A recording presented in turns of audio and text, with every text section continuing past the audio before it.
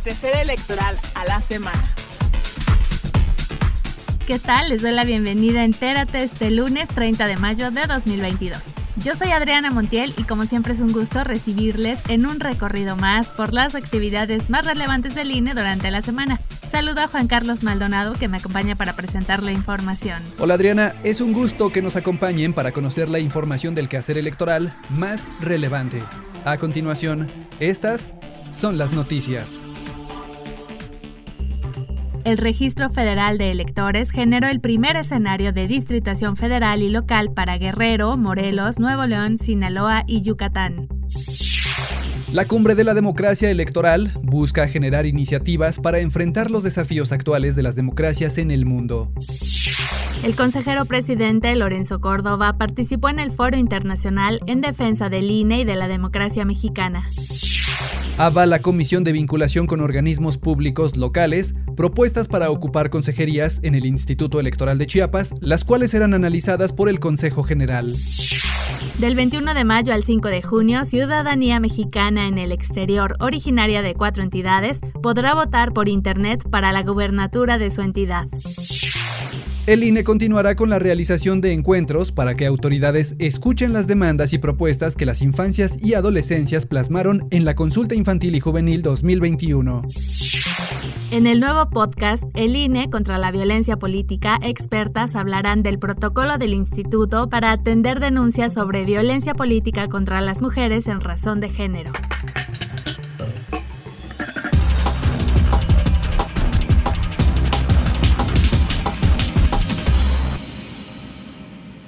La semana pasada el INE generó el primer escenario de distritación federal y local para los estados de Guerrero, Morelos, Nuevo León, Sinaloa y Yucatán. Se trata de un ejercicio que forma parte de las actividades para la conformación de la nueva distritación electoral nacional que realiza el instituto a partir de los últimos datos censales proporcionados por el INEGI en 2020. El coordinador de operación en campo del INE, Jesús Ojeda, resaltó que los nuevos trazos electorales serán compartidos con autoridades indígenas y afromexicanas, quienes podrán realizar observaciones y propuestas para contar con una mejor representación. Los primeros escenarios de distritación se van a remitir a las autoridades indígenas y afromexicanas representativas que participaron en las reuniones informativas en diferentes distritos de estos estados, para que formulen sus opiniones respecto a la ubicación de sus municipios al interior de los distritos electorales y a su vez realicen propuestas sobre su cabecera distrital. Posteriormente, la Dirección Ejecutiva del Registro Federal de Electores y el Comité Técnico para la Evaluación y el Seguimiento de los Trabajos de Distritación Nacional evaluarán estas observaciones partidistas y opiniones indígenas y afromexicanas al primer escenario. Aquellas que resulten técnicamente viables serán consideradas en un segundo escenario y posteriormente en el tercer escenario de distritación. Destacó que bajo un trabajo coordinado e incluyente se logrará una distritación electoral que proporcionará certeza y objetividad para futuros procesos electorales.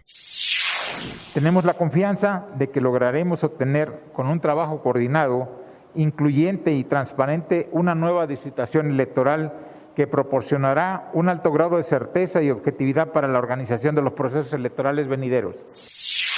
Al participar el 23 de mayo en el Foro Internacional en Defensa del INE y de la Democracia Mexicana, organizado por la Universidad de Guadalajara e IDEA Internacional, el consejero presidente del INE, Lorenzo Córdoba, reflexionó sobre las implicaciones de una reforma electoral en el país y señaló que si ésta pretende reinventar o refundar el sistema electoral sin un juicio histórico y valorativo, es una reforma condenada a tomar una ruta de regresión.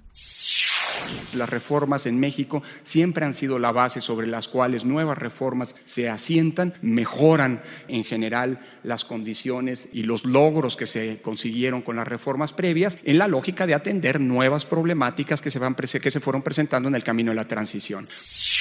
En el Paraninfo, Enrique Díaz de León de la Universidad de Guadalajara, acompañado de la ex y los ex consejeros presidentes del IFE, María Marván, Luis Carlos Ugalde, Leonardo Valdés y José Woldenberg, señaló que sin reforma electoral, las condiciones técnicas y organizativas están dadas para las elecciones de 2024. La mejor elección que se ha organizado en el país con datos que tienen que ver con la capacidad técnica, con la aceptación ciudadana, con el funcionamiento de los sistemas fue la de 2021. Con este sistema, ¿Podríamos ir a 2024 si no hay reforma electoral? Sí, sin duda. Dicho lo anterior, ¿es pertinente o no una reforma electoral? Si es una reforma que cumple ciertas condiciones, siempre va a ser pertinente el ajuste de las reglas del juego.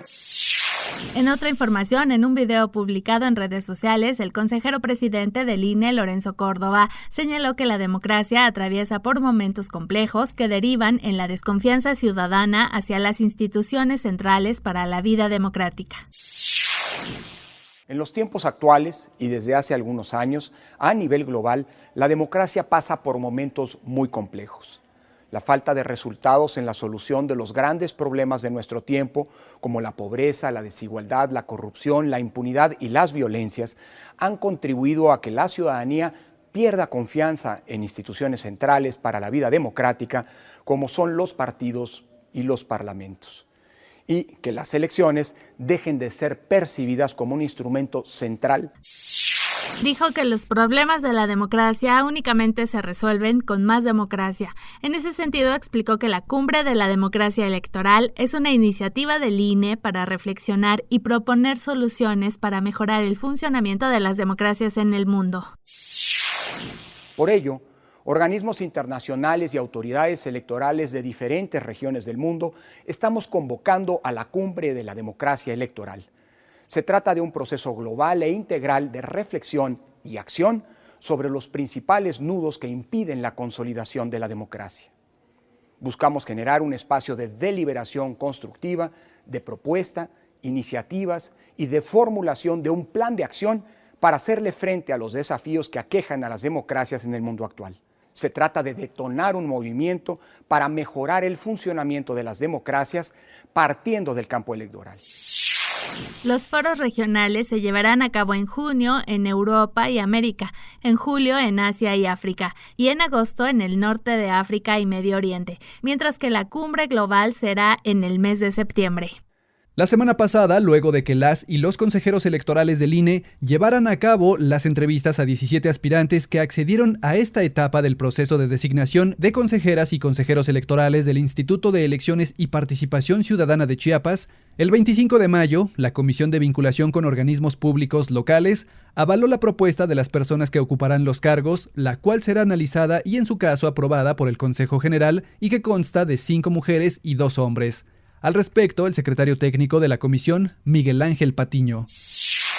El Consejo General del Organismo Público Local de Chiapas quedará conformado por 5 mujeres y 2 hombres, uno de ellos como consejero presidente. Se propone a las siguientes personas aspirantes para ocupar las 3 vacantes existentes en el Organismo Público Local de Chiapas a partir del próximo 1 de junio. Una vez que el Consejo General designe a las y los consejeros locales, estos ocuparán el cargo a partir del 1 de junio de 2022 por un periodo de 7 años. La semana pasada, a través de un mensaje en sus redes sociales, el consejero presidente del INE, Lorenzo Córdoba, habló del acuerdo que firmó el instituto con los partidos políticos nacionales para impulsar la agenda de niñas, niños y adolescentes a partir de los resultados de la 9ª consulta infantil y juvenil, en la que participaron casi 7 millones de personas.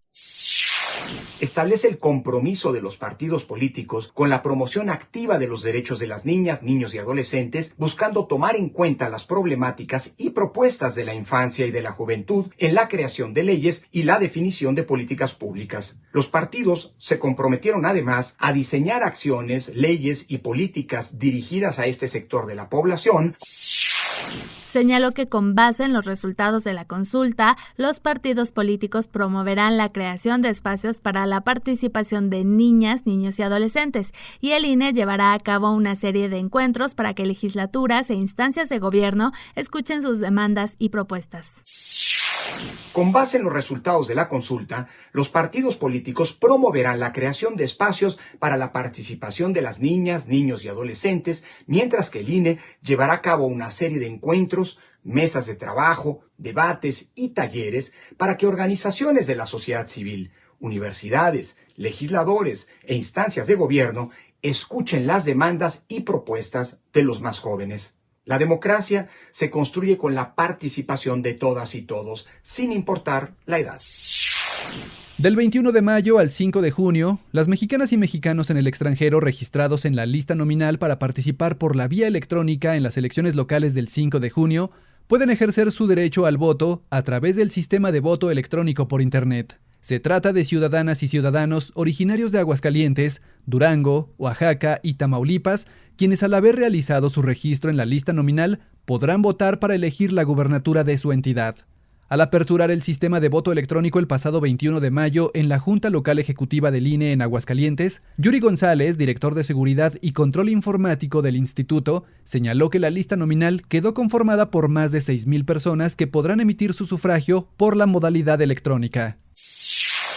Asimismo, conforme a lo informado por parte de la Dirección Ejecutiva del Registro Federal de Electores, se agregó un registro adicional a la lista nominal de electores residentes en el extranjero definitiva, por lo que el 5 de mayo pasado se llevó a cabo la carga de la lista nominal de electores residentes en el extranjero bajo la modalidad electrónica por Internet en el sistema de voto electrónico por Internet, con un gran total de 6,343 registros. Explicó que los votos serán recibidos hasta el domingo 5 de junio a las 18 horas.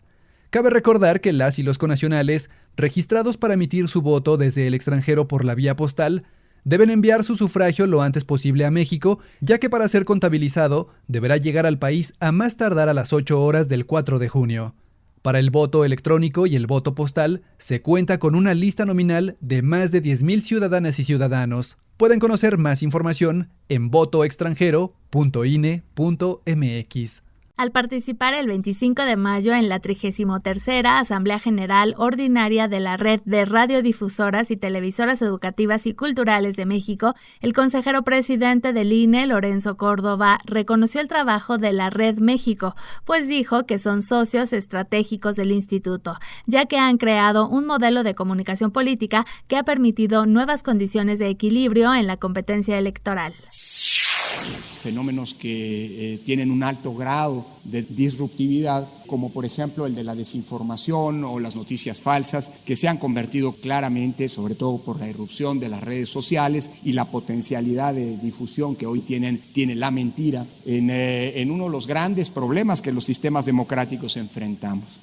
Aliados estratégicos, pero sobre todo también una punta de lanza de garantías del funcionamiento de la democracia, generando información cierta, objetiva, y acompañando en esta tarea a los organismos electorales. En el estado de Coahuila, ante asociados de la Red México, reiteró que no está en riesgo la democracia en 2024 si no se concreta una reforma electoral. Pues me parece que tenemos que estar expectantes, por un lado, pero también dispuestas a generar las mejores condiciones para que si hay una reforma electoral se dé del mejor modo posible. Y que si hay una reforma electoral, pues esta sea una reforma que siga esa tendencia que hemos tenido en los últimos 45 años de una construcción progresiva, paulatina de nuestro sistema democrático que ha transformado profundamente al país. Y quien diga lo contrario simple y sencillamente miente. Hoy estamos en las antípodas. Hoy las reglas son ciertas, la actuación de las autoridades electorales es cierta, por supuesto hay quien puede estar de acuerdo o no, pero para eso están las instancias para impugnar. Y la única sana incertidumbre, como debe ocurrir en democracia que tenemos, es quién va a ganar las elecciones. En el marco de las elecciones 2022 en Durango, al presentar el protocolo para la atención a víctimas y la elaboración del análisis de riesgo en los casos de violencia política contra las mujeres en razón de género, la consejera Norma de la Cruz aseguró que este documento es el resultado de muchos años de trabajo y dijo que es importante porque genera certeza sobre el actuar del instituto y de todas las personas si alguna persona víctima llega a presentar una queja o una denuncia. Dijo que este protocolo es de observancia obligatoria para todo el personal del INE, por lo que se está replicando en todas las áreas con el fin de darle una atención adecuada a las personas víctimas y aunque el fondo de los casos lo resuelven las autoridades jurisdiccionales, desde el instituto se canalizan y se establecen las medidas de protección que sean necesarias. El jueves pasado en centralelectoral.ine.mx estrenamos el podcast El INE contra la violencia política, en el que expertas que forman parte de la Unidad Técnica de lo Contencioso Electoral del Instituto nos hablarán del protocolo que la Autoridad Electoral Nacional desarrolló para atender denuncias en materia de violencia política contra las mujeres en razón de género y que establece la atención de primer contacto y la elaboración de análisis de riesgo. A continuación, un poco de lo que podrán escuchar en esta primera emisión.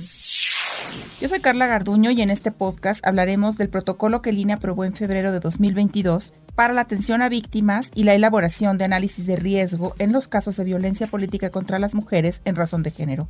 En este primer episodio tenemos el gusto de recibir a Aide Elena Rodríguez Serrano, quien forma parte del grupo multidisciplinario que realiza el análisis de riesgo y da seguimiento a las medidas de protección en la aplicación del protocolo.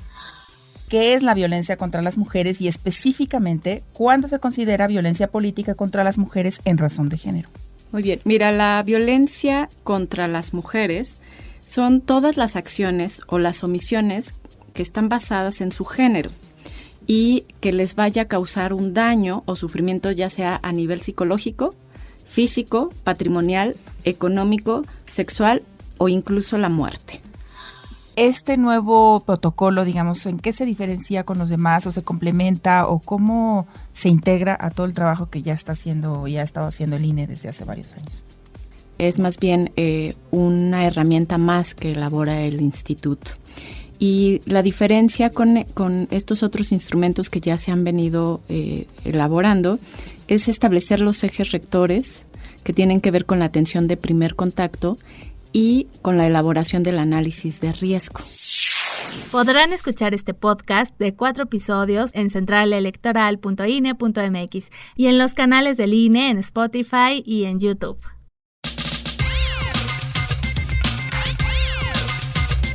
Entérate. Al exponer en la Universidad de Guadalajara las sentencias de la conformación con paridad exacta de la Cámara de Diputadas y Diputados y de la nulidad de elecciones municipales en Guerrero por violencia política en razón de género, la magistrada del Tribunal Electoral del Poder Judicial de la Federación, Mónica Soto, expresó que ambas sentencias significan un gran avance en la construcción permanente de la metodología para juzgar con perspectiva de género en materia electoral a favor de las mujeres que inciden en la vida pública y con ello hacen eco de la lucha y las causas de otras mujeres.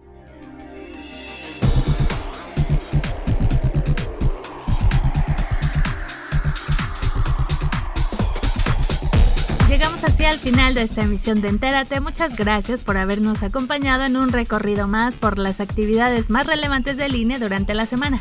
Recuerden que les esperamos el próximo lunes en centralelectoral.ine.mx y les invitamos a visitar las redes sociales del instituto en Facebook, Twitter, Instagram y TikTok.